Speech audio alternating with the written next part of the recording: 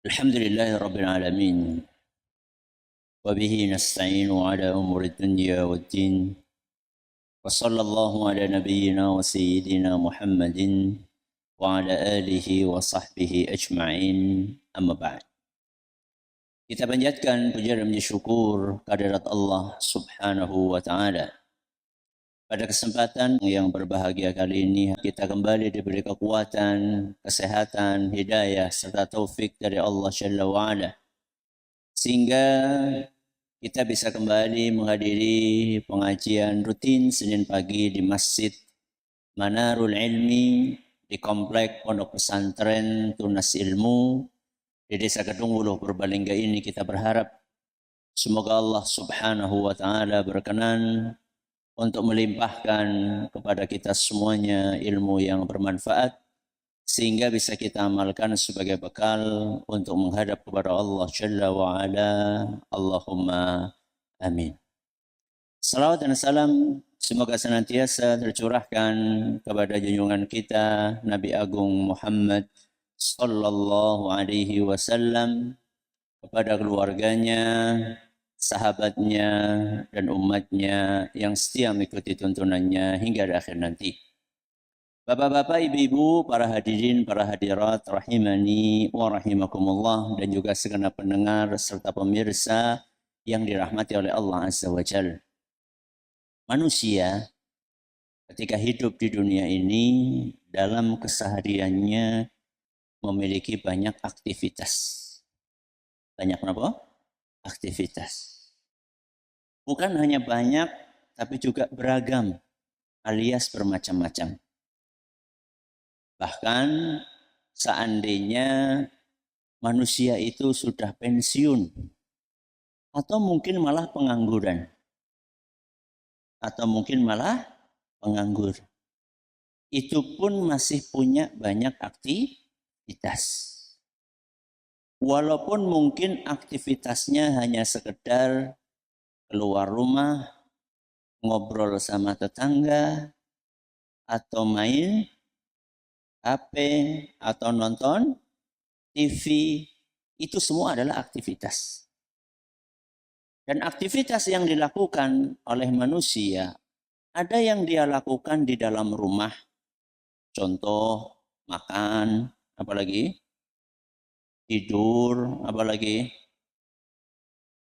masak buat ibu-ibu, ya. Atau aktivitas yang di luar rumah, contoh bekerja, hadir pengajian, sholat berjamaah, bal-balan, termasuk, ya termasuk. Masa bal-balan di rumah? Ya. Artinya manusia itu punya aktivitas yang banyak dan beragam. Salah satu aktivitas yang rutin kita kerjakan setiap hari dan itu terulang berkali-kali adalah aktivitas masuk rumah. Apa? Masuk rumah. Dalam sehari kita lakukan aktivitas itu sekali apa berkali-kali? Berkali-kali. Melebu, metu. Masuk, keluar lagi. Karena aktivitas ini dalam keseharian itu sering dilakukan oleh manusia, makanya Islam memberikan perhatian khusus tentang aktivitas. Jangankan sebuah aktivitas yang dilakukan berkali-kali dalam sehari, aktivitas yang jarang-jarang dilakukan saja itu diperhatikan oleh Islam. Contoh, apa jajal Bu? Aktivitas yang jarang dilakukan apa? Ini yang sepi. Mulane mikir wong jarang. Apa coba yang jarang? Kondangan. Sering. Apalagi Bu? Yang jarang apa Bu? Haji. Haji sering apa jarang? Urung. Jarang. Itu kan jarang. Bisa jadi itu aktivitas sekali seumur hidup. Saya tanya, aktivitas berhaji itu ada aturannya nggak dalam Islam? Aduh, detail banget aturannya. Padahal itu hanya dilakukan sekali seumur hidup. Kalau sebuah aktivitas yang jarang dilakukan, bahkan hanya sekali seumur hidup saja diatur oleh agama kita. Apalagi aktivitas yang setiap hari kita kerjakan. Bukan hanya sekali setiap hari, bahkan berkali-kali. Maka tidak mungkin nggak diperhatikan oleh agama kita. Islam itu agama yang sempurna. Buktinya sempurna itu, hal-hal yang penting itu mesti diperhatikan. Nah, masuk rumah itu diperhatikan banget oleh agama kita. Diajarkan adab-adabnya. Maka kita sebagai orang tua yang punya anak, yang punya cita-cita anak ini beradab dengan adab agama Islam. Kita sebagai orang tua punya kewajiban untuk mempelajari adab-adab tersebut. Setelah mempelajarinya, mempraktekannya. Setelah mempraktekannya, mengajarkannya. Apa yang pertama? Mempelajarinya. Setelah mempelajarinya, mempraktekannya. Setelah mempraktekannya, mengajarkannya. Terutama kepada siapa? Putra dan putri kita. Apa saja adab tersebut? Sebelum apa saja adab itu? Kenapa kita perlu mempelajari, mempraktekkan, dan mengajarkan? Karena apapun yang diajarkan di dalam Islam pasti membawa kebaikan. Saya ulangi, apapun yang diajarkan dalam Islam pasti membawa kebaikan. Di dunia atau di akhirat? Di dunia atau di akhirat? Di dunia dan di akhirat. Maka siapapun yang konsisten, yang istiqamah, yang rutin menjalankan aturan Islam, dia akan mendapatkan kebaikan, dia akan mendapatkan kebahagiaan, dia akan mendapatkan keuntungan di dunia dan di akhirat. Oke. Apa saja adab-adab itu di hadapan kita? Ada berapa, Bu? Ada berapa, Bu? Ada 3. Ayo kita pelajari satu persatu. Adab yang pertama, membaca doa. Masuk rumah. Jadi ternyata masuk rumah itu ada apanya? Ada doanya. Sebagaimana diriwayatkan dalam sebuah hadis di mana Rasulullah sallallahu alaihi wasallam bersabda, "Idza walaja ar-rajulu baitahu falyaqul." Apabila seorang akan masuk rumahnya, hendaklah dia mengucapkan, "Allahumma inni as'aluka khairal maulaji wa khairal makhraji. Bismillahi walajna wa bismillahi kharajna wa ala Allahi rabbina tawakkalna." Kemudian kata Nabi SAW, "Thumma liyusallim ala ahlihi." Setelah itu dia mengucapkan salam kepada keluarganya. Hadis ini diriwayatkan oleh Imam Abu Dawud. Status hadis ini masih diperselisihkan oleh para ulama. Ada sebagian ulama yang mengatakan hadis ini hasan. Di antara ulama yang mengatakan itu adalah Al-Imam Ibn Muflih dan Syekh bin Baz rahimahumullah. Adapun ulama yang menilai hadis ini dhaif adalah Imam Al-Munawi dan Syekh Al-Albani.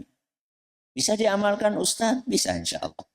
Karena hadis ini masih insya Allah dalam level yang diperselisihkan dan insya Allah ini termasuk bab adab dan para ulama dalam hal yang seperti ini mereka lebih fleksibel dan lebih longgar. Sudah hafal doanya? Buk wis disinau nih mien. Loh ini kan sudah pernah dipelajari fikih doa dan zikir.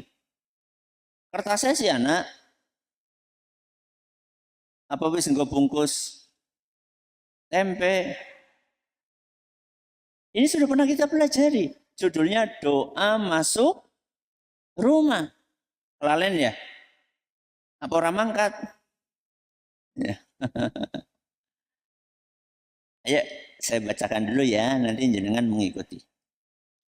Allahumma inni as'aluka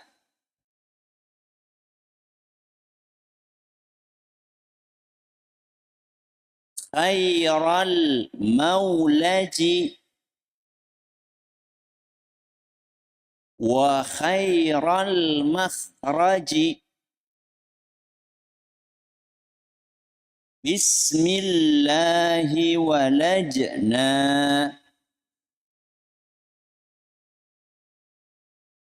wa bismillahi kharajna wa 'alallahi rabbina tawakkalna.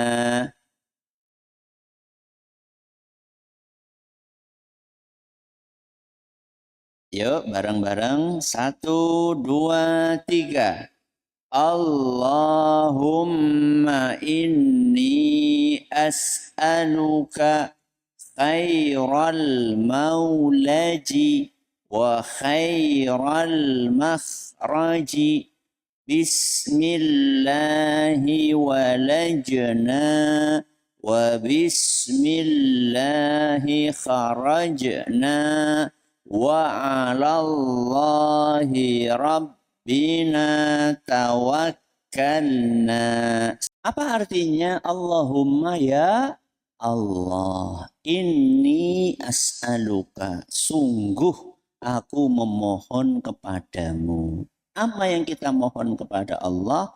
Khairal maulaji, kebaikan masukku, wa khairal makhraji, dan kebaikan keluarku. Jadi kita itu kalau masuk rumah minta supaya masuknya kita ke rumah itu membawa apa? Kebaikan, dan keluarnya juga membawa kebaikan. Maksudnya kepada Ustaz, nek mlebu ora tukaran. Berarti sing sering tukaran orang maca donga. Ya, sudah ketemu Bu sebabnya kenapa sering tukaran? Sudah ketemu? Nah itu, karena nggak baca apa? Doa. Pripun Bu? Mau baca doa enggak? Mau atau tidak? Alhamdulillah. Tapi nek wis maca doa ngasih tukaran kepriwe Ustaz? Kuwi jenenge urung paham jen. Urung paham napa? Artinya doa. Ya. Khairal maulaji wa khairal makhraji, dan juga aku minta ya Allah kebaikan saat keluar. Jadi ketika keluar rumah itu kita nggak mendapatkan mara bahaya. Kalau beli sayur bisa ngenyang itu ya. Dapat bonus gitu ya. Nek nagih utang? Hah? Ndang di sahur. Nek arep ngutang? Oleh utangan gitu ya. Yang lebih penting dari itu adalah nek berangkat ngaji, dapat ilmu yang bermanfaat. Itu lebih penting urusan-urusan akhirat. Ya. Kemudian apa kata Allah? Kemudian apa kata Nabi SAW? Bismillahi walajna wa bismillahi kharajna. Dengan menyebut nama Allah aku masuk, dan dengan menyebut nama Allah aku keluar. Maksudnya kita itu ketika masuk rumah kita ingat Allah. Ketika keluar rumah kita juga apa? Ingat Allah. Supaya apa? Supaya mendapatkan keberkahan. Kalau ingat Allah akan diberkahi sama Allah. Terus terakhir, wa 'alallahi rabbina tawakkalna, dan aku selalu bertawakal kepada Allah. Pertanyaannya, selalu bertawakal kepada Allah ketika masuk rumah atau ketika keluar rumah? Ketika masuk rumah bertawakal atau ketika keluar rumah bertawakal? Dua-duanya. Ustaz, kalau keluar rumah tawakal kita sudah sering, Ustaz. Kan kita kalau keluar rumah baca bismillahi tawakal itu alallahi la haula wala quwata illa billah. Tapi masuk rumah tawakal sih buat apa? Loh, buat apa? Loh, jenengan itu loh mendidik anak di dalam rumah. Itu butuh nggak bantuan dari Allah? Butuh. Banyak orang tua yang melukan ajan bocahku angel banget diomongi kon ora dolanan HP. Dolanan HP terus kayak ramane karo biyunge. Bocah angel temen ya diomongi ya.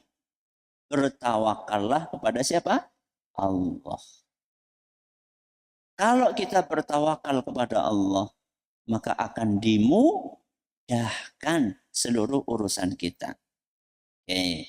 Jadi ini adalah adab pertama yang perlu diajarkan kepada anak-anak kita, yaitu membaca apa? Doa masuk rumah. Yang kedua, mengucapkan salam sebelum masuk rumah. Jadi setelah membaca doa tadi, Rasulullah Shallallahu Alaihi Wasallam berpesan, coba lihat hadis yang pertama tadi, summa liyusallim ala ahlihi. Kemudian hendaklah dia mengucapkan salam kepada keluarganya. Berarti kalau kita memahami, mencermati hadis tadi, berarti mana yang duluan, baca doa tadi atau salam dulu? Baca doa tadi. Ya, baca doa tadi. Berarti kemungkinan ya wallahu a'lam, baca doa tadi itu pas masih di luar. Ya, pas masih apa?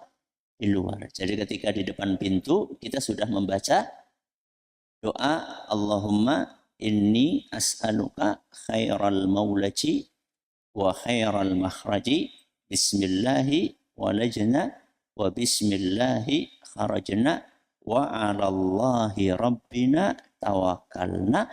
Terus napa? Assalamu alaikum. Ya.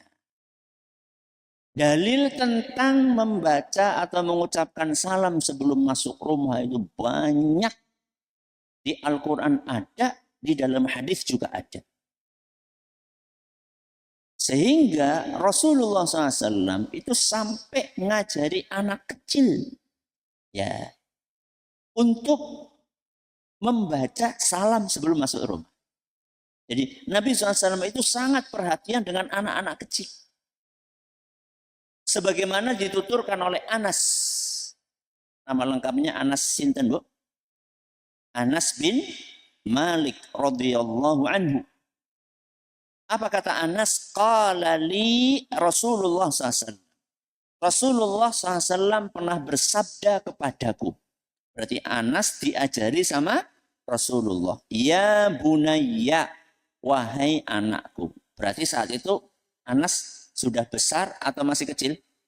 Masih kecil. Nah, ini menunjukkan bagaimana Rasulullah mendidik anak-anak. Jadi jangan katakanlah si cilik iki ora salam ya ora apa-apa. Enggak. Justru orang kalau dibiasakan dari kecil, insya Allah sampai dewasanya akan terbiasa. Saya sering sampaikan, kenapa sampai sekarang masih banyak orang-orang yang sudah tua, sudah lanjut usia, padahal dia rajin ngaji. Kalau minum masih pakai tangan, kenapa? Kebiasaan. Kenapa? Biasa. Sehingga dia itu nggak kerasa.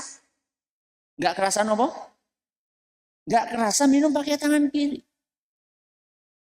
Jadi kayak sifatnya apa jenis? Otomatis apa sih? Refleks ya. Jadi orang kerasa. Minum ambilnya pakai tangan kiri. Dan kadang-kadang juga nggak cuma minum, kadang-kadang juga makan pun juga demikian.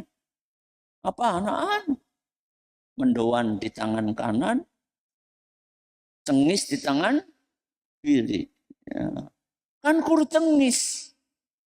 Cengis makan atau enggak? Makan. Apa cengisnya kur gue tontonan? Ya wajar Ustaz, mendoan cengis, mendoan cengis. Ya enggak wajar. Lu sih kepriwe Ustaz? Lu gampang. Kenapa Allah ngasih kita? Berapa ini? 5 jari. Kenapa Allah kasih kita 5 jari? Bukankah dengan 5 jari ini kita bisa menggunakan sebagian jari untuk memegang mendoan dan sebagian jari untuk memegang cengis? Apa susahnya? Urung kebayang, mulane dilatih. Pergi apa? Pergi tuku mendoan. Karo apa nek? Cengise. Praktek. Wah, aku tak angel Ustaz wis buyutan. Ya tinggal ditaruh aja, apa susahnya? Ngambil mendoan nih, nggak bisa nih. Ya, karena tangannya sudah buyutan tremor ya.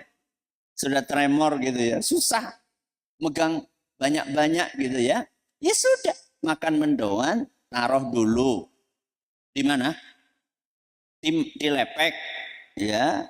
Terus ngambil apanya? Cengisnya, terus taruh lagi. Apa susahnya? Nggak susah, kur bebek. Ya, nggak susah, nggak cuma males. Ya. Oke, jadi kembali kepada tadi yang saya sampaikan. Anak kecil itu, walaupun masih kecil, biasakan masuk rumah ucap salam.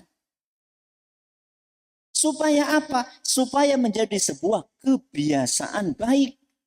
Dan insya Allah, kalau sejak kecil dia sudah diberi, dilatih melakukan kebiasaan baik, insya Allah itu akan kebawa sampai besar. Insya Allah akan kebawa sampai besarnya atau sampai tuanya. Qala li Rasulullah SAW, kata Anas, Rasulullah SAW pernah bersabda kepadaku, ya bunayya, wahai anakku, idza dakhalta ala ahlika fasallim. Kalau kamu masuk ke rumah keluargamu, maka ucapkanlah salam. Subhanallah. Perhatikan baik-baik. Kalau kamu masuk rumah keluargamu. Ada sebagian orang, kalau masuk ke rumah orang lain, salam.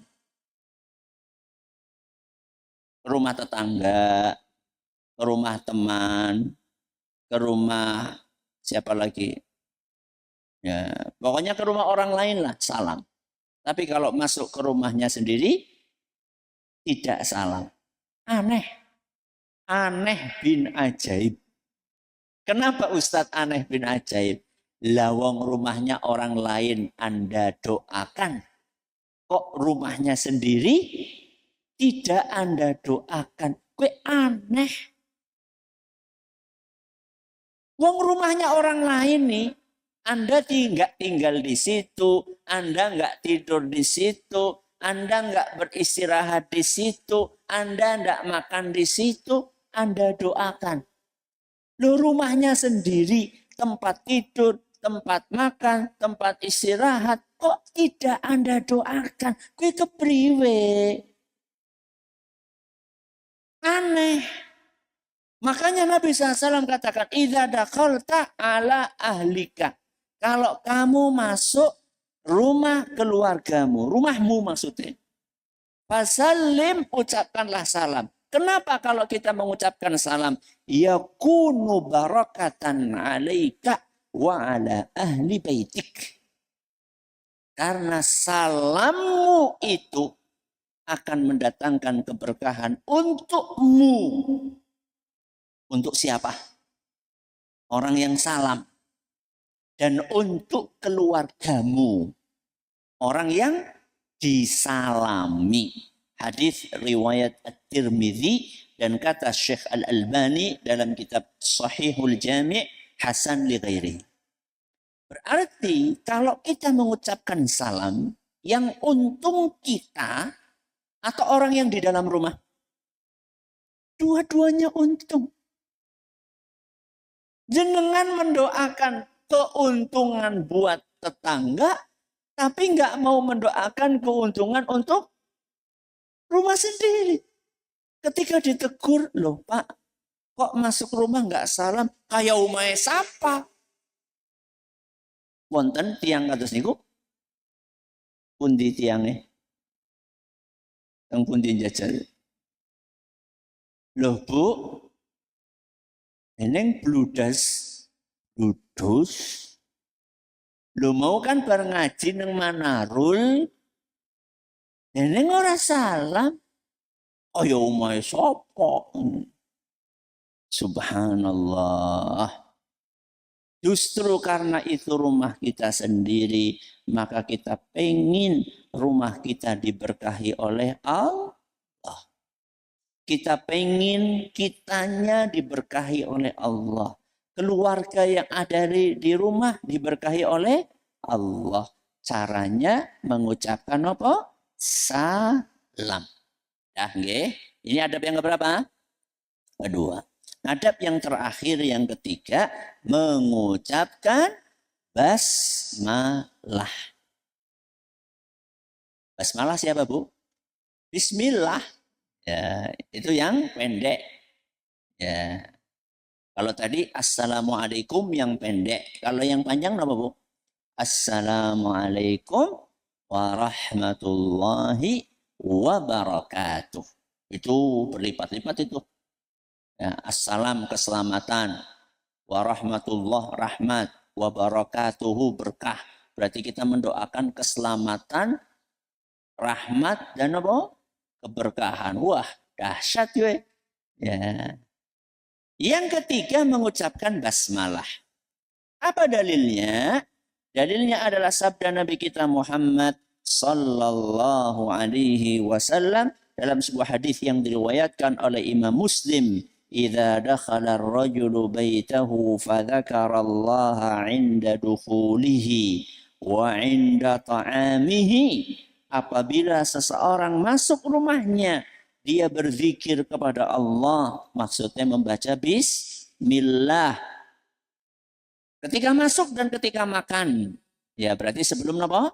Makan. Qala syaitanu, maka syaitan akan berkata, la mabita lakum wala asya. Setan akan berkata kepada teman-temannya, kalian tidak bisa nginep di rumah ini dan tidak bisa ikut makan. Berarti kalau kita baca bismillah, setannya ora bisa mlebu. Nggak bisa nimbrung ikut masuk ke rumah. Kenapa? Karena sudah jenengan pageri. Pakai apa? Bismillah. Jadi jenengan kita aja gelem dilomboni dukun. Aja gelem dilomboni apa? Dukun. Jangan mau kita dibodohi oleh dukun. Ben setane orang mlebu pripun? Diwehi uyah. Wis ngusir apa? Ula ndean. Terus dikasih bungkusan supaya di mana? Ditanam di mana? Di pojok-pojok rumah.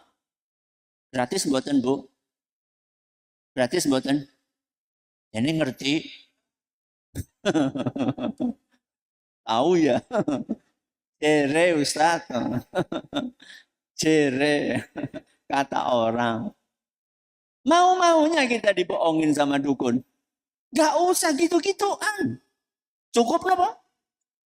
Baca bismillah. Gratis? Gratis. Baca bismillah bayar siapa sih? Gratis kita ini baca bismillah. Ngapain kita dibodohin sama dukun? Sudah bayar, gak bener. Ya, naudzubillah mungkin bisa level syirik pula. Lah ini gratis, benar. Ya. Dan tauhid insya Allah karena kita bergantung kepada sinten? Pada Allah. Ya.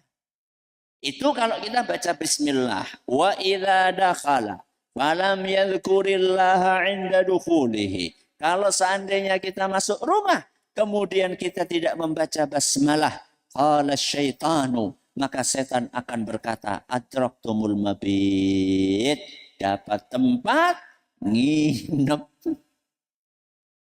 Berarti setannya melu mlebu. Oh, mulane hawane panas. Panas mergane orang kipas. Apa panas mergane dikancani setan? Ya, yang mana ini? Ustadz, kayaknya sih karena ditemani setan. Kenapa? Karena kipas sudah dipasang di mana-mana. Tapi hawane tetap apa? Panas. Karena jengkel terus. Ya. Suami ngomong apa, salah tampak. Istri balas, salah tampak. Hawane jengkel terus. Wah, kue tak kayane dikancani setan gue. Gara-gara nggak baca apa? Bismillah. Wa idza lam yadhkurillaha inna ta'amihi qala atraktumul mabita wal 'asya. Seandainya sebelum makan kita tidak baca basmalah, maka setan akan berkata kita bisa nginep plus bisa ikut makan. Mulane ora wareg-wareg. Ya. Makanya nggak kenyang-kenyang ditemani sama setan. Ustadz, saya ini baru tahu sekarang. Saya baru tahu sekarang bahwa ternyata masuk rumah itu perlu baca apa? Bismillah. Hadis riwayat Muslim. Saya baru tahu. Padahal umur saya sekarang sudah 60 tahun. Berarti wis pirang setan gue, Ustaz. Sudah berapa setan yang nginep di rumah saya, Ustaz? Priwe, Bu? Masih bisa nggak itu diusir setannya? Bisa atau tidak? Bisa. Bisa. Caranya bagaimana? Bikin setannya ndak betah. Bikin apa? Setannya ndak betah. Caranya? Caranya setan biar nggak betah, pripun?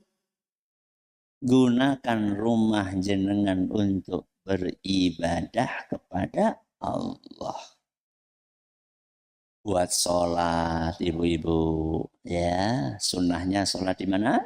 Di rumah. Bapak-bapak buat sholat sunnah. Kemudian buat baca Al-Quran.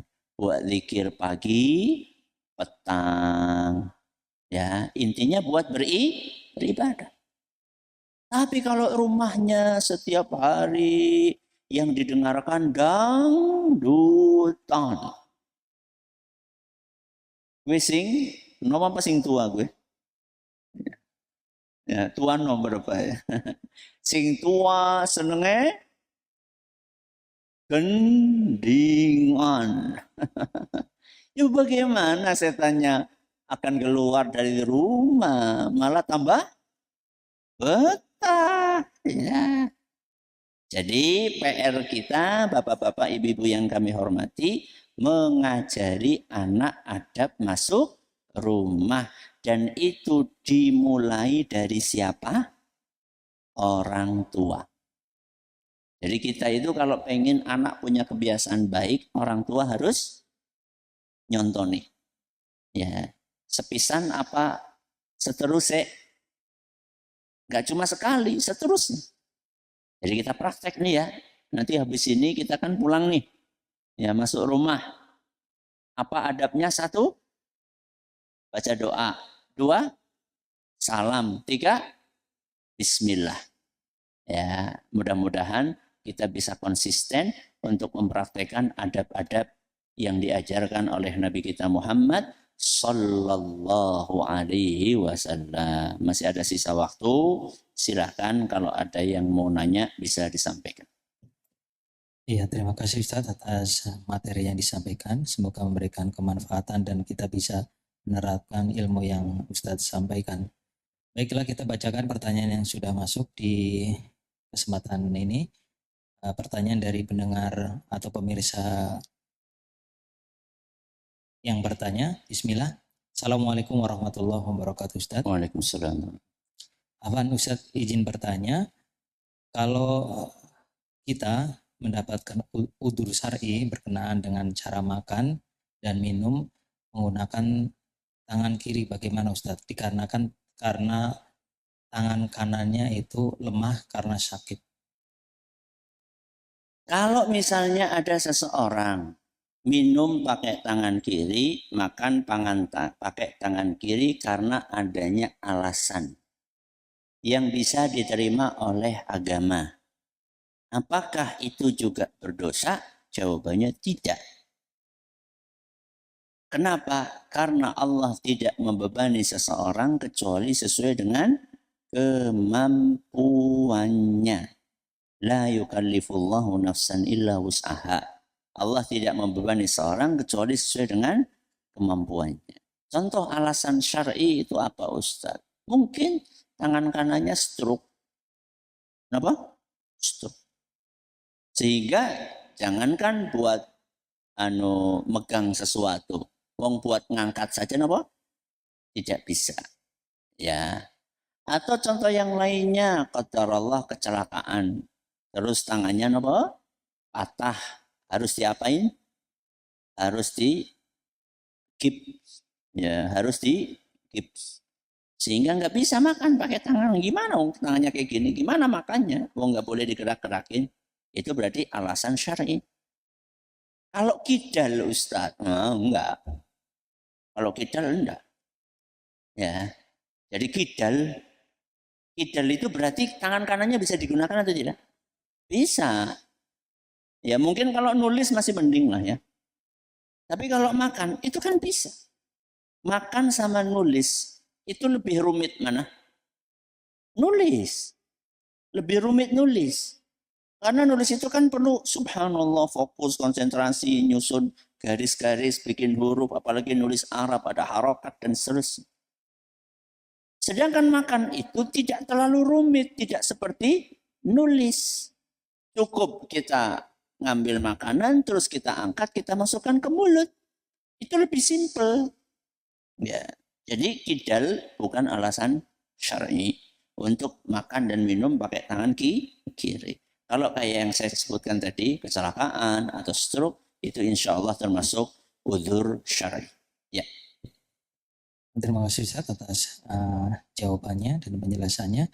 Pertanyaan berikutnya Ustaz, bagaimana dengan kebiasaan masuk rumah hanya dengan mengucapkan salam?